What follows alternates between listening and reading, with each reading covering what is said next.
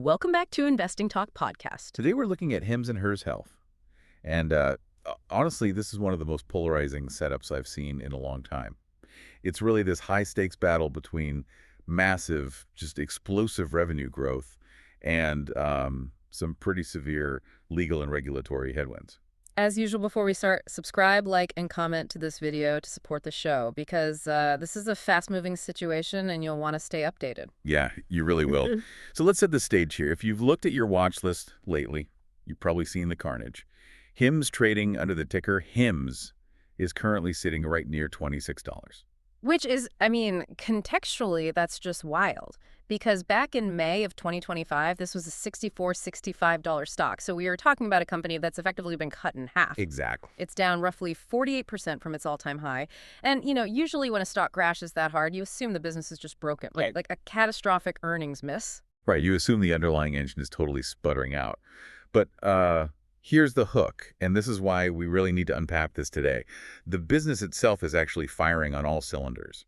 Despite the stock free fall, they just hit $2 billion in trailing 12-month revenue. $2 billion. That's the number that just stops you in your tracks. I remember looking at this exact company back in 2023, and they were, barely scratching $1 billion. Yep. So the business literally doubled in size in just 2 years. But the stock price just got a massive haircut. That disconnect is huge. It's a complete paradox. Yeah. So the core conflict for our analysis today is to figure out, is this a falling knife? Like, is the market actually smart to sell it off because of the Novo Nordisk lawsuit? Or is this a massive buying opportunity? Because some analysts are predicting up to 150% upside. And we are on a very tight clock here. We're recording this on February 23rd, 2026. The Q4 and full year 2025 earnings are released today, literally a few hours from now, right after the close. It is the calm before the storm. So this analysis is basically critical for immediate positioning. Let's use a verbal bridge to shift from the hook to the financial hard data. Let's really look under the hood at the fundamentals. Okay, so starting with the revenue trajectory. The growth is, frankly, explosive. If you look at Q3 of 2025, revenue hit $599 million. That beat estimates and was up 49% year over year. Almost 50% growth at that scale is... That's almost unheard of. Yeah. Most companies at this size struggle to hold 20%, and the forecast is even wilder. Analysts are projecting full year 2025 revenue at $2.35 billion. That's a 59% increase year over year. Wow. And EPS, earnings per share, is expected to hit 48 cents, which is up 78% year over year. That's a huge distinction because usually in telehealth, it's growth at all costs, right? Yeah. But they're actually making money. Exactly. And it's driven by what management calls their subscriber scale. They've reached 2.5 million subscribers. That's up 21% year over year. Let's pause on that word subscribers for a second, because this isn't like selling a piece of hardware once. This is recurring revenue. Right. It's a sticky ecosystem. You're paying monthly. And because of that stickiness, management has this massive 2030 moonshot goal. They are targeting over $6.5 billion in revenue and $1.3 billion in adjusted EBITDA. $6.5 billion. So they're telling the market they plan to more than triple their current size in 4 years. Yep. They see themselves as the future front door of healthcare. Okay, but let's talk about financial health and margins. Because in this space, you have real-world costs. Doctors, shipping, the actual medications. How are the margins holding up? Surprisingly well. Gross margins are sitting near 75%. That's software-like margins for a healthcare company. That's incredible. And operating margins are stabilizing around 6% over the last 12 months. So the unit economics are working. But here's where the cash position gets really interesting. They are generating cash, but they aren't buying back stock. Which is usually what you'd expect when a stock drops 48%. Right. Instead, they are reinvesting heavily. Specifically, they just made a massive $1.15 billion acquisition of a company called Eucalyptus. Over $1 billion. Why do that instead of propping up the share price? Because Eucalyptus is their major play for the Australia and Japan markets. It's a strategic move to diversify globally. It's essentially an insurance policy against U.S. regulatory risks, which we'll get into. That makes a lot of sense. So they're buying their way out of pure U.S. dependency. Let's talk about their competitive moat, though, because the bear argument is always, it's just a website selling generic pills. What stops traditional pharmacies or competitors like Ro from crushing them? That's a common critique, but it misses the bigger picture.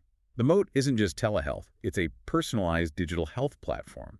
They have incredibly high retention driven by recurring prescriptions and expanding care categories. We're talking menopause treatments, low testosterone, multi-cancer screening, at-home testing. So it's an entire bundle of care. Exactly. Plus, they have massive network effects because they have direct distribution control. They aren't relying on traditional pharmacies. They own the entire patient relationship, which protects them from competitors. All right, so the business looks solid fundamentally, but let's pivot to the charts and the technicals because the screen is painting a very different picture. It's ugly out there. It really is. I mean, looking at the price action, we're in a free fall. The stock has dropped roughly 48% in just the last month alone. Yeah, that's just brutal. Trading right near $26 right now, which is a massive haircut from that May 2025 high of 64.65. As far as support levels go, I'm seeing support near the recent lows of around $16.30. If it breaks that, it's going to be a tough road. But when you look at momentum and volume, this monthly dip of about 47% is heavily underperforming the broader sector. But there's a flip side to that, right? There is. You're seeing incredibly high retail activity. The buzz on X and Reddit is off the charts, which suggests a momentum shift might be brewing. The retail crowd loves a discount. They do. And from an analyst interpretation standpoint, the stock is currently in psychological oversold territory. The selling has just been so exhaustive. If that Q4 revenue record materializes today, it could easily trigger a massive breakout just from short covering and relief buying. That makes sense. The rubber band is stretched incredibly tight. Let's use a verbal bridge to discuss market perception and news flow. Let's shift gears to sentiment, because right now there is a massive narrative war going on. Oh, absolutely. It's a tug of war. On the neutral to negative side, you have the GLP-1 wars. This is the big dark cloud. The primary drag on sentiment is all the fear regarding the Novo Nordisk lawsuit and the FDA pressure to halt the sales of compounded Wegovy. Right. That's the anchor weighing the whole thing down. But on the bullish side, you have what's being called the global leap. That's that $1.15 billion eucalyptus acquisition you mentioned earlier. It helps them escape that pure U.S. regulatory risk. Plus, there's a big AI angle now, right? Yes. The new AI-driven preventive care launches are being viewed very positively by the street. It deepens their moat and makes the platform much stickier. So with these conflicting stories, what does the analyst's scorecard actually look like? This is the wild part. Despite the massive drop, analysts still see anywhere from 43 to 150% upside from here. 150%. Yeah. The consensus price targets are sitting right around $37 to $38. TD Cowen, notably, is sitting at $37, even after repricing for all the 2026 risks. And what about valuation? Because at $26, the multiples have to be compressing. They are. It's currently trading at a consensus PE of around 26.7. A 26 PE for a company growing revenue at near 60%. That's ridiculously cheap if the growth holds. Exactly. It's a value multiple on a hypergrowth stock. Okay, but we have to be objective here. Let's execute a deep dive into the risks. Let's transition to the bear case. We have to. It's not all sunshine. No, it's not. Risk number one is obviously regulatory and legal. The Novo Nordisk factor. This is the biggest threat.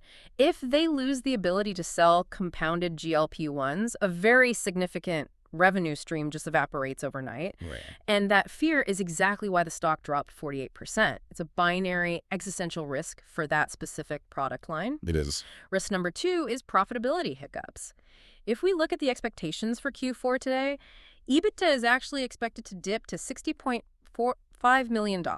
That's down from $78.36 million in the prior quarter due to heavy profitability pressures and integration costs. Which leads right into the EPS miss risk. Right, because historically, HIMS has a history of 0% EPS beats. Even when they crush revenue, they miss on the bottom line, and that really scares conservative investors. It does. It plays into the fear that they're buying growth at the expense of profitability.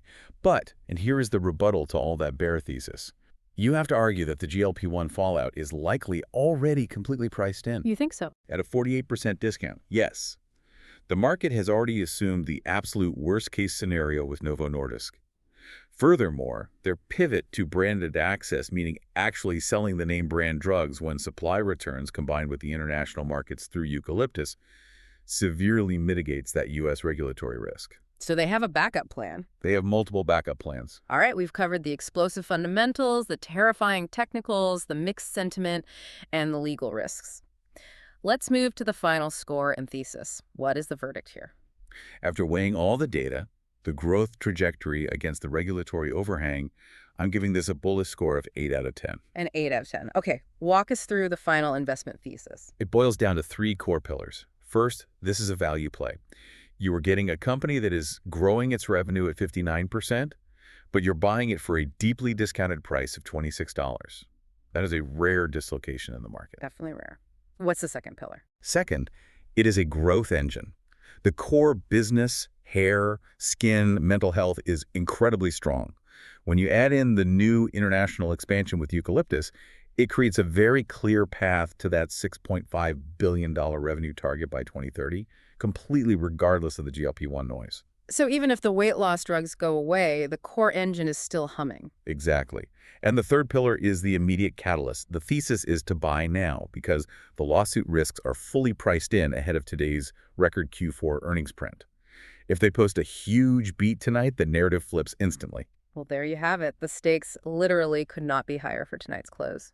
I want to leave you all with a final provocative thought to mull over. We've talked a lot about the lawsuits and the specific drugs, but what happens if this infrastructure they're building, the direct-to-consumer relationships, the AI diagnostics, the global reach what-if that makes traditional walk-in pharmacies completely obsolete in the next decade? Are we undervaluing not just the stock, but the entire paradigm shift they are leading? It's a fascinating question. It really is. Make sure you subscribe to the channel for updates on the earnings results dropping tonight. You won't want to miss our follow-up. Thanks for joining us, and we'll catch you next time.